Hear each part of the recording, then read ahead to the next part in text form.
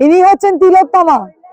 আরজি করে যে নারকীয় ঘটনা ঘটেছিল, ধর্ষণ এবং খুন করা হয়েছে এই মেয়েটিকে, এই ডাক্তার দিদিকে, যার বিচার আজও হয়নি, এই তার নামে আজকের ক্লিনিক। এটা আমাদের পঞ্চম তিলোত্তমা ক্লিনিক এবং আপনাদের গ্রামে, এই তেঁতুলিয়া গ্রামে হচ্ছে। এনাকে মনে রাখবেন, এনার প্রাণ তো আমরা ফিরিয়ে দিতে পারবো না, তার জন্য মানুষকে চিকিৎসা দিচ্ছি এবং এই গাছ তার প্রাণের প্রতীক হিসেবে আমরা দিচ্ছি। ঠিক আছে, আপনি নিয়ে যাবেন, গাছ বসাবেন আর এই দিদিকে মনে রাখবেন।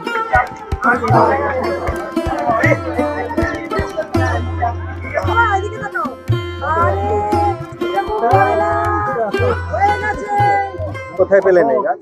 এই যে খেয়ে অফিসে পেলেন। এখানে এখানে কি জন্য এসেছিলেন আপনি?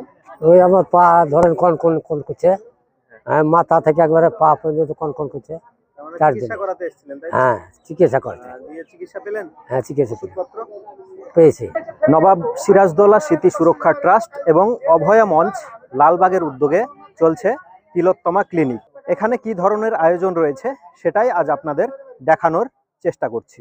আমাদের তিলোত্তমা ক্লিনিক প্রথম যখন আমরা শুরু করি 22শে সেপ্টেম্বর 2024, মানে আমরা পুজোর আগে আগে আজিমগঞ্জে প্রথম তিলোত্তমা ক্লিনিক করি। নবাব সিরাজদৌল্লা স্মৃতি সুরক্ষা ট্রাস্ট এবং অভয়া মঞ্চের উভয়ের যৌথ উদ্যোগে। এবং নবাব সিরাজদৌল্লা স্মৃতি সুরক্ষা ট্রাস্ট আর অভয়া মঞ্চ কিন্তু আলাদা না, যেহেতু দুটো আলাদা নাম লাগছে বটে, কিন্তু অভয়া মঞ্চ এই আন্দোলনকে কেন্দ্র করে তৈরি হয়েছে। আর ট্রাস্টটা আপনারা জানেন, ওয়াসিমের, আমাদের কিউরিয়াস ওয়াসিমের চ্যানেল থেকে তো আপনারা সকলেই জানেন নবাব সিরাজদৌল্লা স্মৃতি সুরক্ষা ট্রাস্ট কি কাজ করছে। তো এই দুটো সংস্থা কিন্তু আলাদা নয় এবং এক্ষেত্রে তো একেবারেই আলাদা নয়। এখানকার মেম্বার যারা, ওখানকার মেম্বার তারা।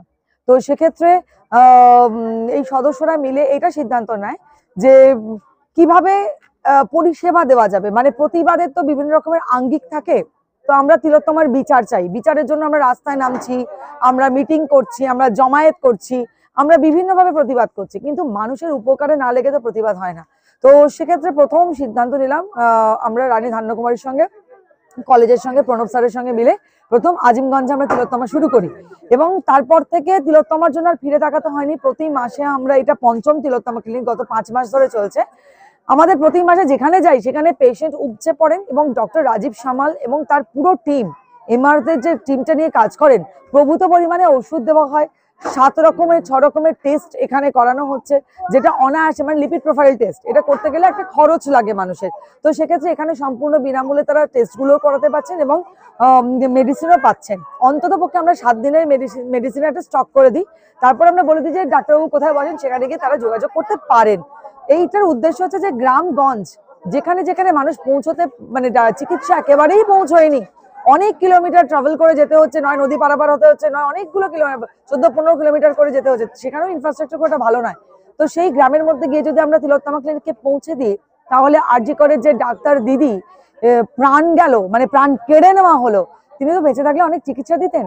তো গোটা বছরে যদি আমরা 12টা দিন তার হয়ে চিকিৎসা দিতে পারি, এবং তিনি হয়তো এই মুর্শিদাবাদের প্রত্যন্ত গ্রামে কোনোদিনও চিকিৎসা দিতে পারতেন না, সেখানে তার হয়ে আমরা চিকিৎসা পৌঁছে দিচ্ছি যথোপযুক্ত উপায়।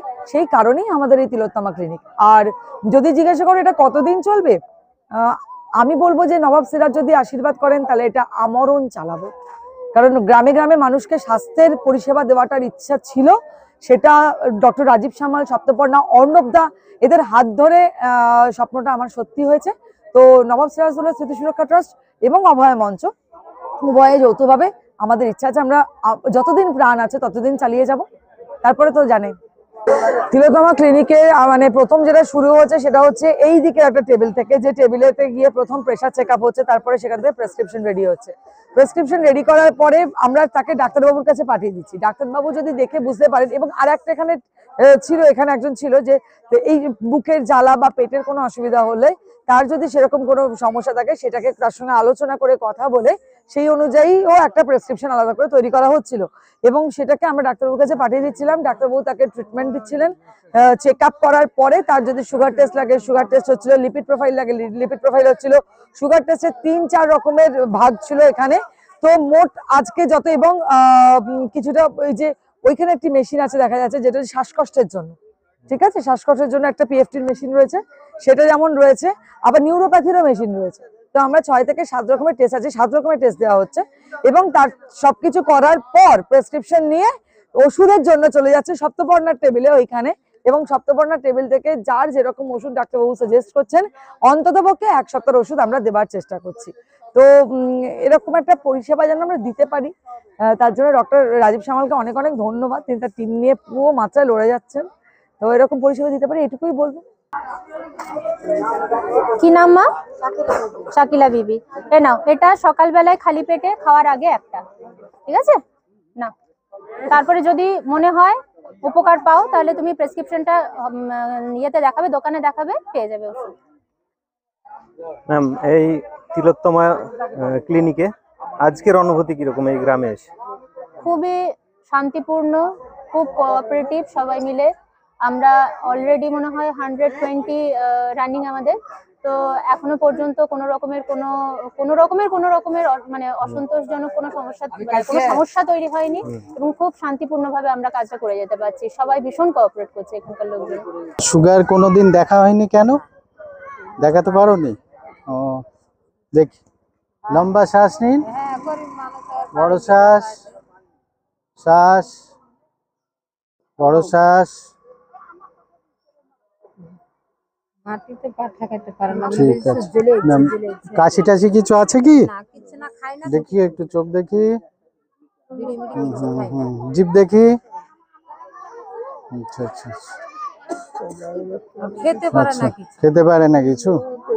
আচ্ছা আচ্ছা, বমি টমি কিছু হচ্ছে? কিছু না।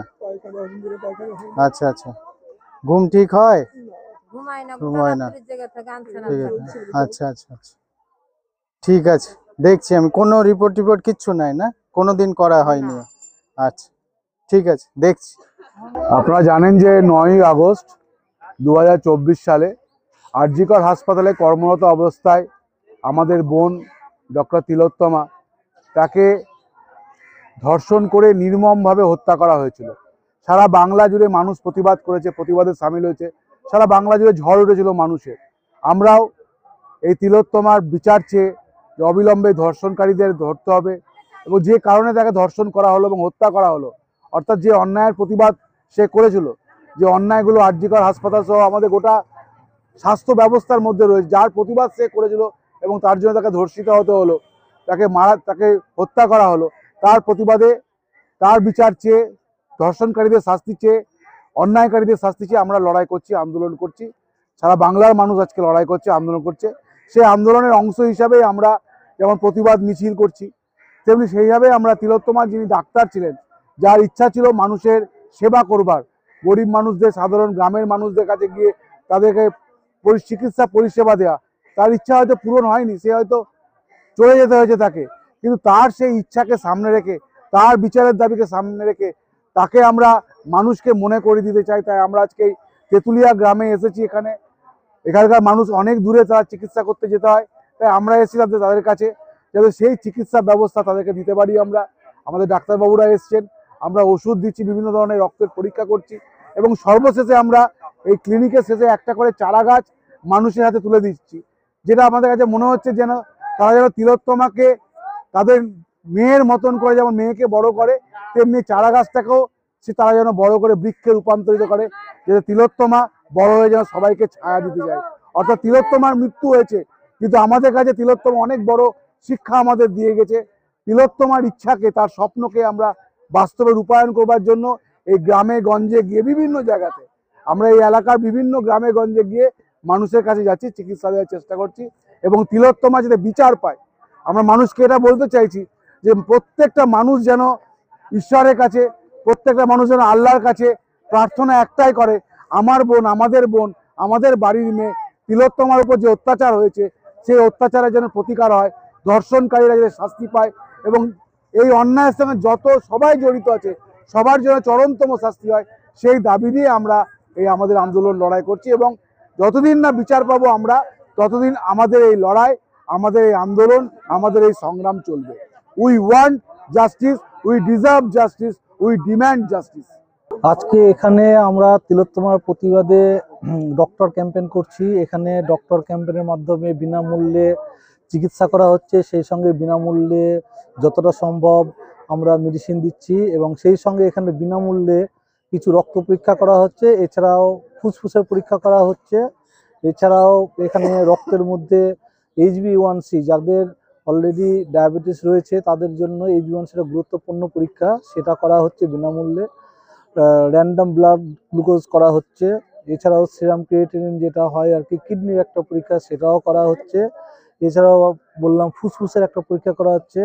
এবং অনেক ডায়াবেটিস পেশেন্ট আছে যেগুলো আপনার দীর্ঘদিন থাকলে নার্ভের প্রবলেম হয়, বিভিন্ন রকমভাবে অসুখ দেখা দেয় বা পায়ে যন্ত্রণা করে, তার জন্য একটা নিউরোপ্যাথির একটা টেস্ট এখানে করা হচ্ছে, সম্পূর্ণটাই বিনামূল্যে। তো এখানে আমরা যতটা সম্ভব পেরেছি ডাক্তারবাবুর সঙ্গে থেকে এবং তিলোত্তমার পাশে থাকার জন্য আমরা এরকম ধরনের ক্যাম্পেইন করছি।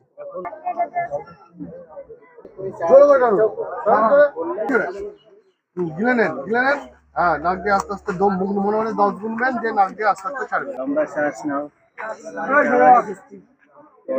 গাছটা ডাক্তারকে দেখালাম, তো দিল আপনার ওষুধও দিল, দেখলো।